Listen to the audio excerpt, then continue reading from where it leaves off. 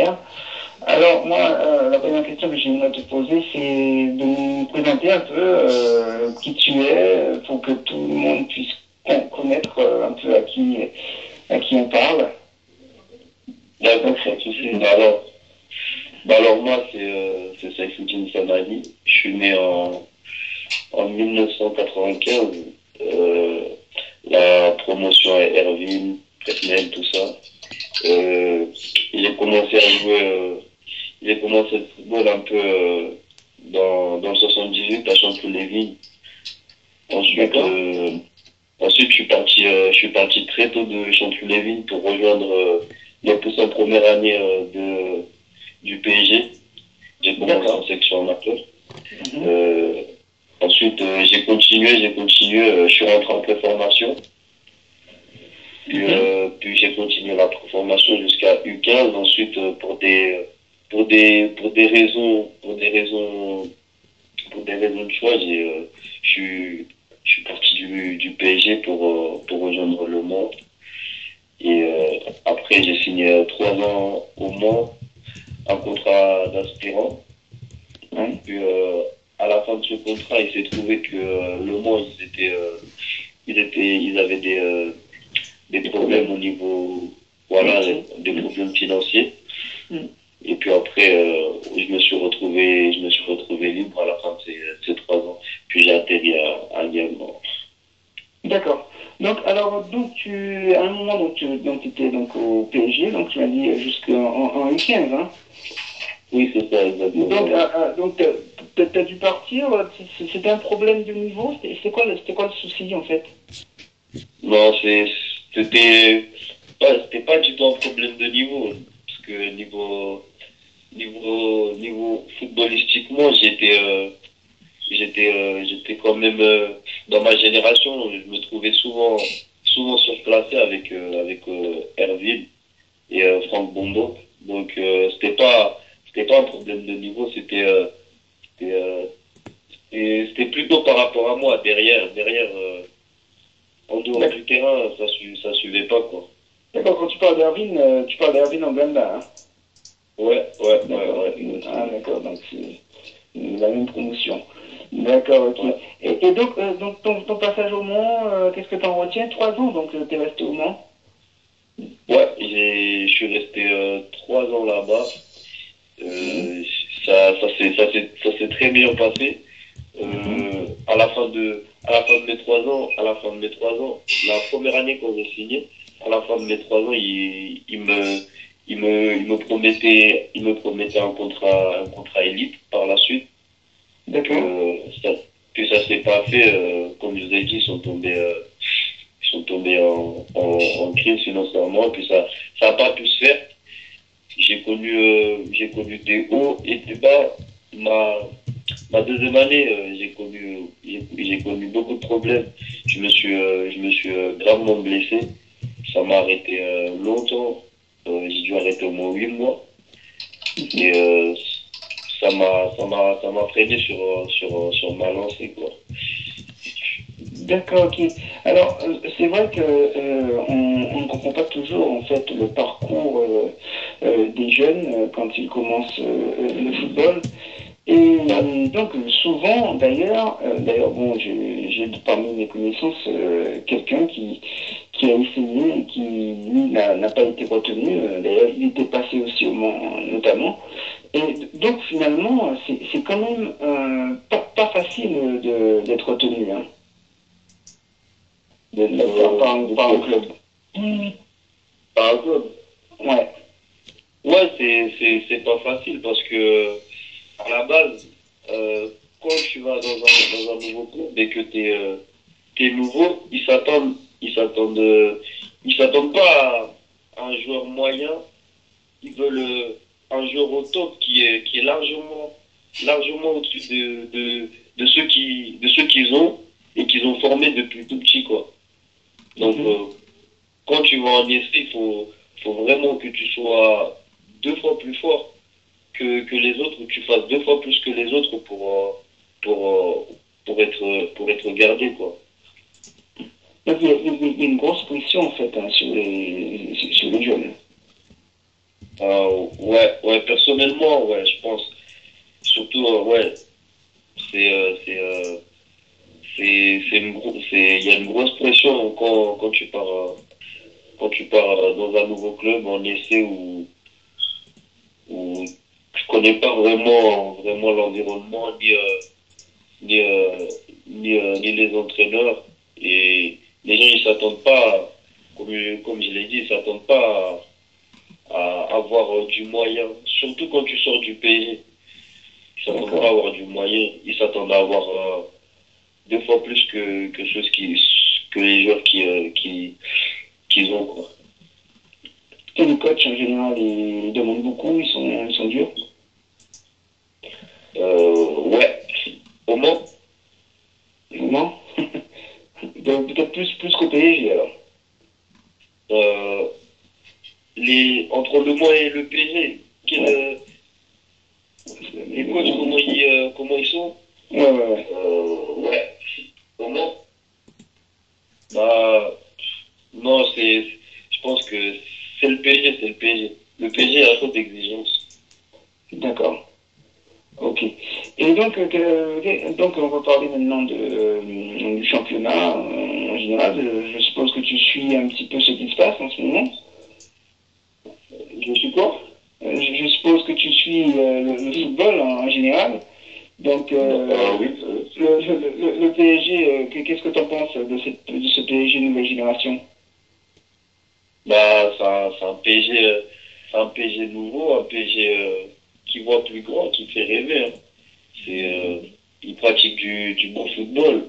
Moi, j'étais pas, j'ai toujours aimé le PSG, mais j'étais pas spécialement à fond sur eux avant. Mais maintenant, quand je vois ce nouveau PSG, ça me fait beaucoup rêver. Ça fait beaucoup rêver parce que ils pratiquent un bon football. Il y a des grands joueurs et ça fait grandir aussi la Ligue 1, quoi. D'accord. Tu penses pourquoi pas à y retourner un jour? Ouais, je le dis souvent à mes amis, je dis, que ce soit les Presnel qui sont au PSG, je leur dis souvent, moi, si je finis ma formation, si j'arrive si je perce un jour, si Dieu le veut, bah, pourquoi pas, si le PSG il me demande, même si je suis pas confirmé, mais pourquoi pas y retourner. Moi, c'est un club qui me fait rêver, qui me fait beaucoup rêver maintenant. D'accord. D'accord. Donc là maintenant, tu es à Guingamp. Tu Ouais. es en CFA, c'est ça? Oui. T'as déjà signé ou pas? Comment? T'as signé pro ou pas en fait? Oui, j'ai déjà fait des entraînements avec les pros. Ouais, mais est-ce que t'as déjà signé pro? J'ai pas bien entendu votre question. Est-ce que t'as déjà signé, est-ce qu'ils t'ont déjà fait signer un contrat professionnel? Non, je suis en stagiaire, j'ai pas signé un contrat professionnel. D'accord, ok. Donc tu penses que ça pourrait le faire dans les années qui viennent? Ouais, pourquoi pas. Tout dépend de moi. Après, eux, ils m'ont fait confiance, ils me font confiance. Après, tout dépend de moi et de mes performances chaque week-end et à tous les entraînements, quoi. D'accord, ok. Et qu'est-ce que tu penses de la saison de Guingamp cette année? Euh, je trouve ils ont très bien commencé le championnat. Ensuite, ils ont pas pu continuer sur leur lancée. Et je pense que c'est, ça manque d'expérience, je pense aussi, de la Ligue 1. Comme ils viennent de remonter et que ça n'a rien à voir avec Monaco, qui eux, ils ont non seulement les moyens, mais les joueurs qu'il faut pour jouer en Ligue 1. Et, et c'est un petit club, ils ont un petit budget, ils se débrouillent avec, ils font avec les moyens du bord, quoi. Et là, ça devient compliqué, mais je trouve que ils ont beaucoup de mérite, ils ont beaucoup de mérite. Ça, c'est pas par hasard qu'il se retrouve en finale de la Coupe de France. Il mérite. D'accord, ma dernière question, un pronostic pour la finale. 2-0 pour Guingamp. D'accord, ok. Donc je vais te laisser avec Stéphane pour ces questions. Stéphane, à toi. Bonsoir. Bonsoir. Bonsoir, Stéphane Chamillian. Bonsoir. Bonsoir, enchanté Stéphane. Je suis psychologue, je fais aussi de la préparation mentale pour des sportifs. Alors, j'écoute un petit peu votre discours. Hein. Et puis, bon, vous avez souligné quelque chose qui m'a interpellé sur l'arrivée de joueurs, notamment des joueurs soit de l'étranger ou soit des joueurs qui évoluent dans d'autres clubs quand ils arrivent dans un nouvel environnement. Cette pression, cette grosse pression qui existe. Voilà, je voulais un petit peu revenir sur ça, comment vous l'avez vécu et comment vous voyez, comment on pourrait y répondre à cette pression-là. Est-ce que vous avez trouvé des personnes à qui parler, pour gérer justement ce type de pression? Bah non, pas vraiment. Bah déjà, quand moi je suis arrivé ici, franchement cette année ça a été très dur parce que la Bretagne, je connaissais pas vraiment. Ça a rien à voir avec Paris ou Le Mans. Il pleut tous les jours. C'est pas les mêmes conditions au niveau des terrains. La ville elle est petite. Je sais pas, c'est pas le même monde que j'avais à Paris ou au Mans. C'est complètement différent. Et après, j'ai galéré à m'adapter aussi, que ce soit que ce soit à l'extérieur ou sur le terrain aussi, c'est la même chose. J'ai beaucoup galéré. Ici, sur le terrain, ça joue plus, c'est plus combatif, toujours, à fond. Ouais. Alors que au moins on travaillait beaucoup techniquement, on nous apprenait beaucoup des choses qui allaient nous servir pour le haut niveau. Mais ici on travaille plus sur le combat, toujours bas combat, toujours. C'est trop physique, Guingamp par rapport au Mans ou Deuxième question, parce que là, vous avez parlé tout à l'heure avec JC des contrats, de votre contrat. Vous êtes en contrat stagiaire pour le moment. Et bon, vous souhaitez avoir un contrat professionnel à l'avenir. Mais vous avez parlé de quelque chose qui est important, parce que vous avez dit, oui, pourquoi pas, ils me font confiance. Après, à moi de faire mes performances chaque week-end. Voilà, je voulais un petit peu rebondir sur ça. Comment vous le voyez, cette confiance, parler de la confiance qui vous apporte?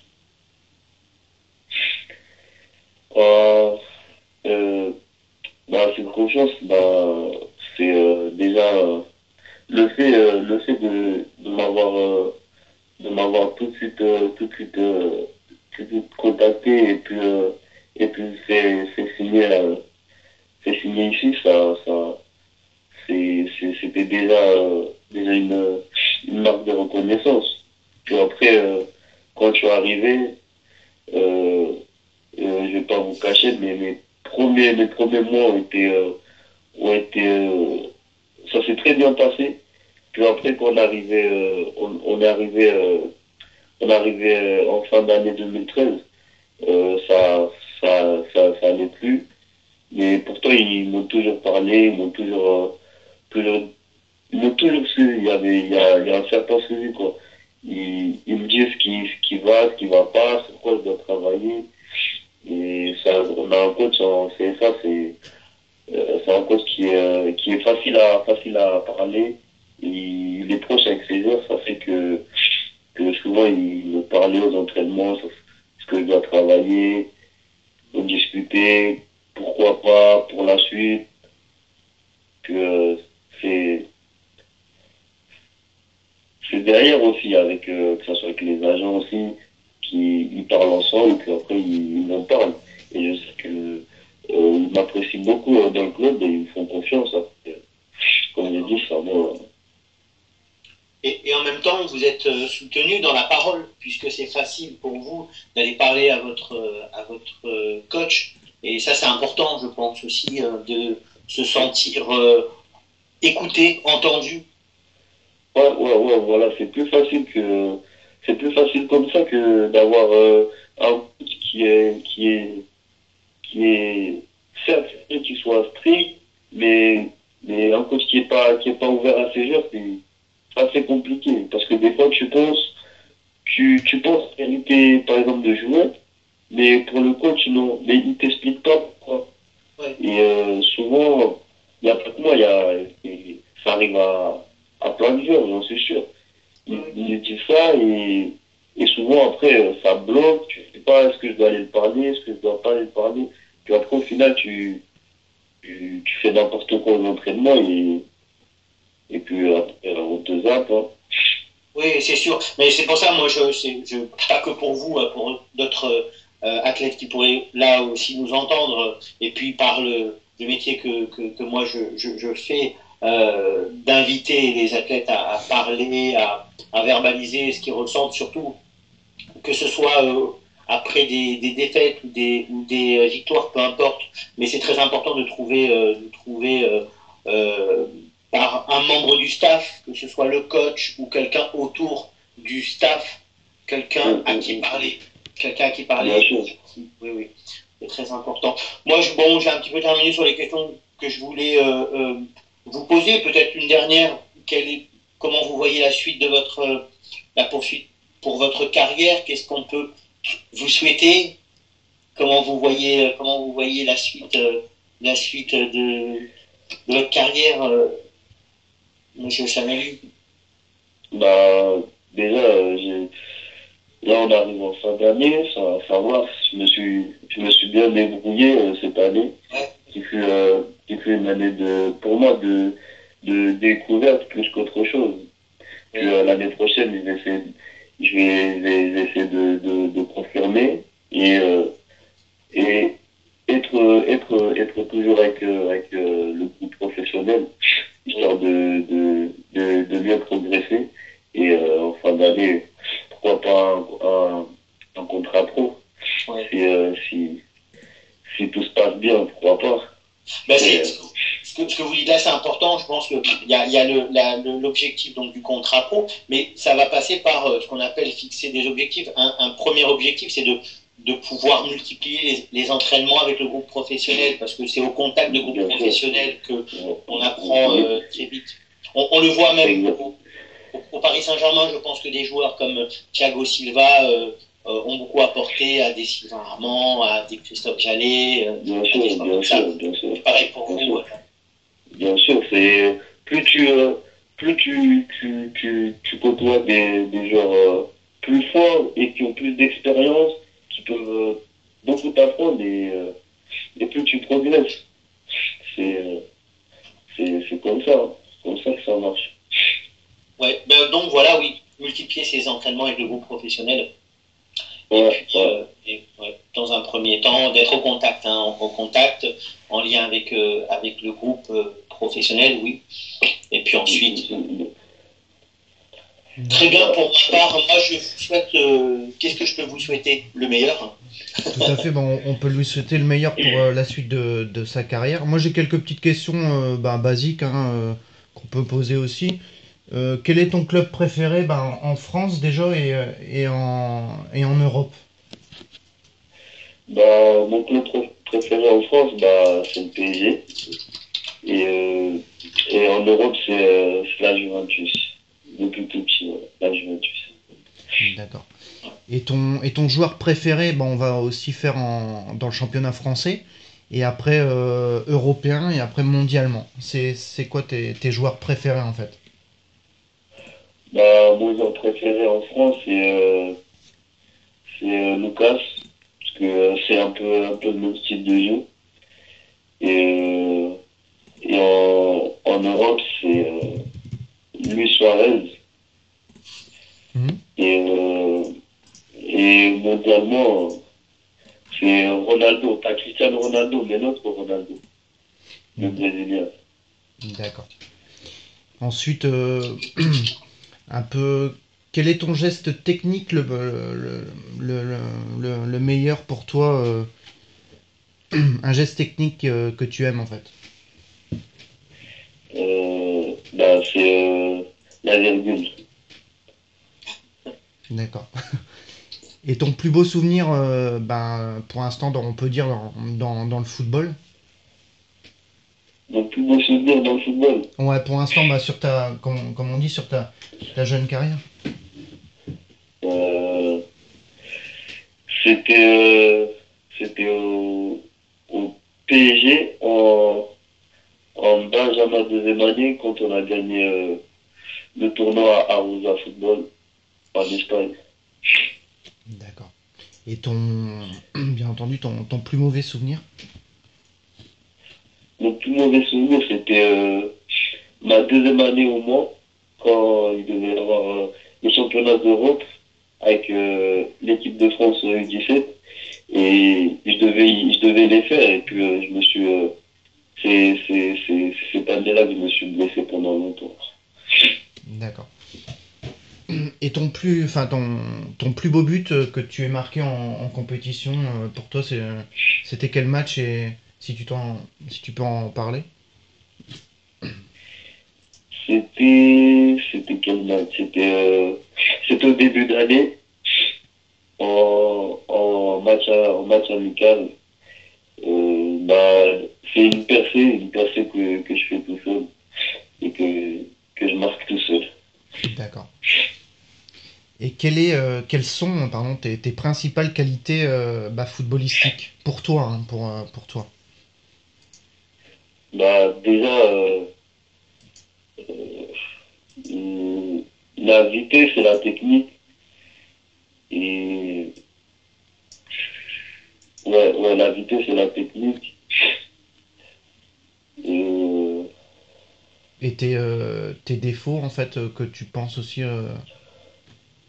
les défauts, c'est mon pied droit. Il est à travailler. Et il faut que moi je tête. D'accord. Et donc, dans quel domaine tu penses t'améliorer ce serait sur quoi? Sur la technique, le physique, la tactique, le comportement? Ça peut être quoi Euh, Tactique, jouer sans ballon, sans ballon. D'accord. Et est-ce que tu as aussi des nouvelles des anciens aussi, enfin, ou des titis qui étaient avec toi dans ta promotion? Tu gardes des contacts avec des anciens titis? Ouais, Ouais. ouais, je parle toujours avec Presnel, que ce soit Presnel, Stéphane Lambert, Erwin Ogenda, on se parle beaucoup, Kingsley Coman, tout ça, le Franck Bombok. Quand ils étaient en Belgique pour leur Ligue des Champions, match retour là-bas, j'y étais là-bas avec mon agent parce qu'il avait un rendez-vous et m'avait demandé de l'accompagner. Et puis, on a fini là-bas, on est parti les voir, puis on s'est croisés, on a beaucoup discuté. J'ai toujours des bons souvenirs, j'ai toujours des bons rapports avec eux.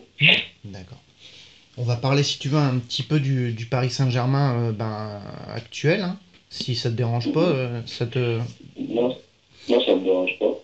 Donc, sur la saison du PSG, tu en penses quoi toi, de leur saison? Qui n'est pas finie, hein, bien Euh, entendu. ouais, je pense qu'ils ont fait une très grosse saison. Ensuite, il y a eu ce match de Ligue des Champions en retour contre Chelsea, qui pour moi, c'est, c'est, c'est ça qui a causé un peu le relâchement de cette fin de saison.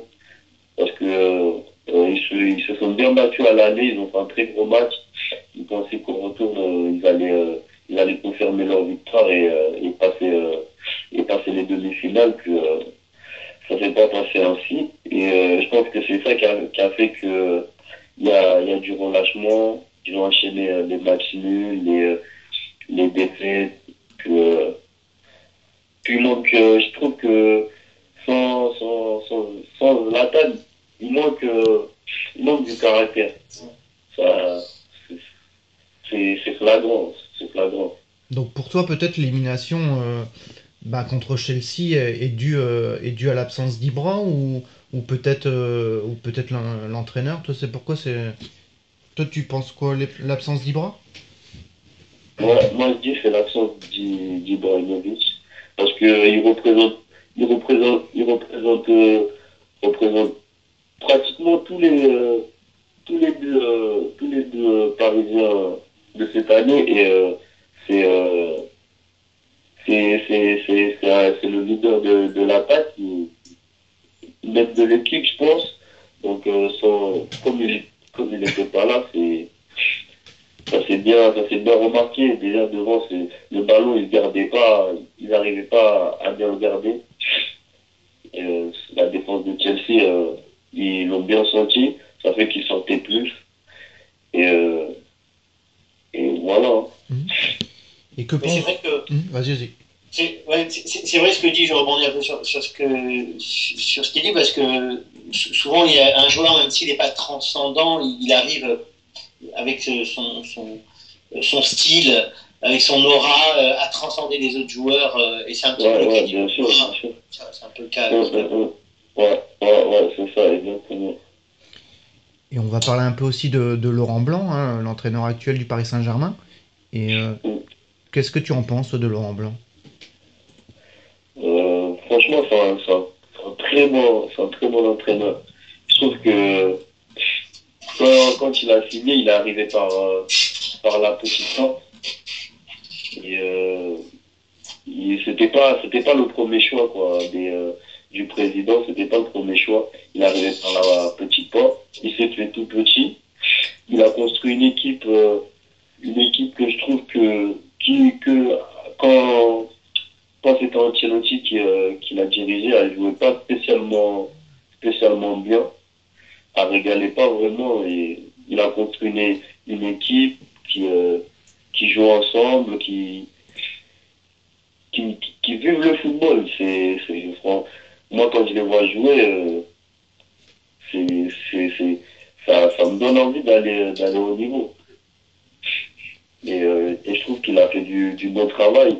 Ça serait dommage, ça serait dommage s'il ne prolongeait pas parce que il a fait du bon travail jusqu'au match de Chelsea où ils ont perdu, mais c'est des choses qui arrivent. Après, c'est comme ça dans le football, hein, surtout chez les entraîneurs. Quand tout va bien, c'est grâce aux joueurs, mais quand ça va pas, on s'attaque directement à l'entraîneur. Tout à fait. Et toi, pour toi, Lucas Digne, pour toi, est-ce qu'il va aller à la Coupe du Monde? Lucas Digne. Ouais. Lucas Digne, pardon. Ouais. Pour moi, ouais, il mériterait d'y aller. D'accord. Et on peut parler aussi de Javier Pastore. Est-ce que tu penses qu'il a un avenir est-ce que tu penses qu'il a encore un avenir au Paris Saint-Germain ou alors il devrait s'en aller?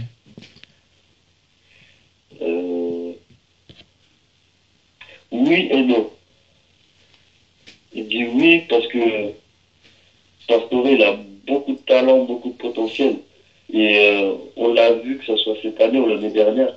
C'est un joueur qui adore les grands événements. Quand il y a un grand match, il est toujours présent. Il arrive toujours à être au niveau. Mais c'est pas un joueur qui est constant, qui est régulier. Après, je sais pas si c'est un joueur qui choisit ses matchs ou s'il ne fait pas exprès, mais ça pour moi c'est mon côté oui, c'est que c'est un joueur qui est très bon dans les grands matchs. Et non, parce que je pense que le PSG ils vont essayer de recruter encore d'autres joueurs au milieu. Et si déjà cette année, il n'a pas pesé au milieu, il n'a pas joué beaucoup de matchs, je pense que ça va être encore compliqué l'année prochaine.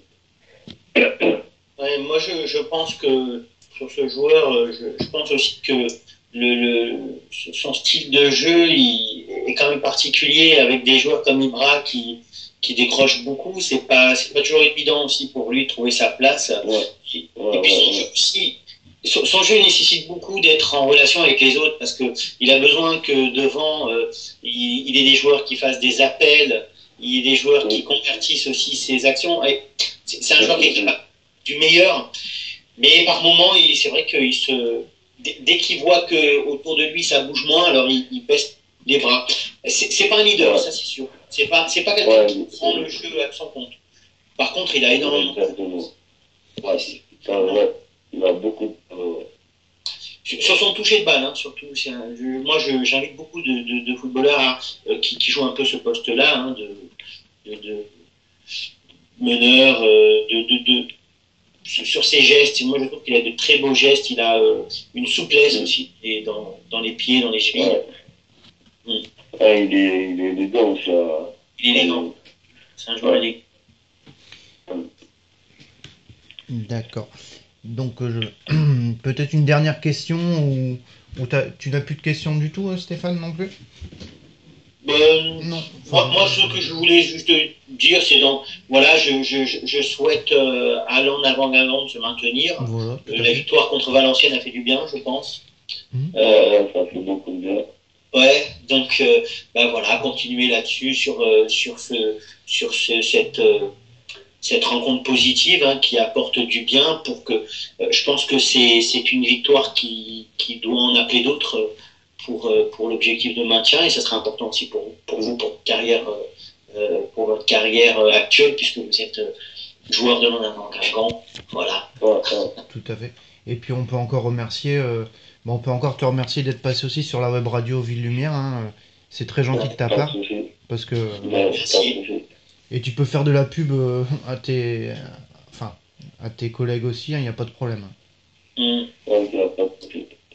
Merci. Ouais, puis si vous avez besoin de quoi que ce soit, moi j'ai mon site aussi j'ai une page où j'ai quelques articles sur la préparation mentale, sur des techniques de respiration, sur des outils comme la cohérence cardiaque qu'on propose de plus en plus à des athlètes de haut niveau. Donc voilà, même n'hésitez pas à faire un tour si vous voulez, il n'y a pas de souci. Ouais, tu peux le dire. Hein, dans ce cas-là, vous pouvez m'envoyer le lien sur mon site. D'accord. Tu peux même le dire à l'antenne, hein, si tu veux aussi. Tu peux le dire aussi à l'antenne, Stéphane. Ah, mais c'est le site. Mon site, c'est Stéphane Chabillon, psychologue. Sur Facebook. Ouais.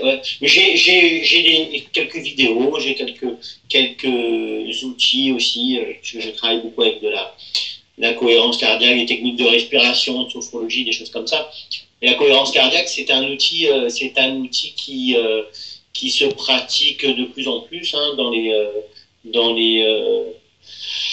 clubs, et qui permet d'apporter une certaine sérénité, une certaine stabilité émotionnelle. C'est des techniques de respiration toutes simples. Il y a des liens sur mon site, vous les trouverez facilement. D'accord. En tout cas, Safoudine, je te remercie d'être passé sur la web radio. Et je te souhaite, on te souhaite, toute l'équipe de la web radio te souhaite vraiment de passer pro assez rapidement, et puis même de persévérer et puis de y arriver. De toute façon, tu as du talent. Donc, voilà. Et de multiplier les entraînements avec les pros, c'est important. Voilà. Pour engranger d'expérience, et puis voilà. Donc on te remercie, et puis on te dit à bientôt. Si tu veux, je t'enverrai l'interview. Si tu voilà. Ouais, très bien. Merci beaucoup, Saïfoudine, à vous. Merci. Pas de soucis, merci. Au revoir. Au revoir.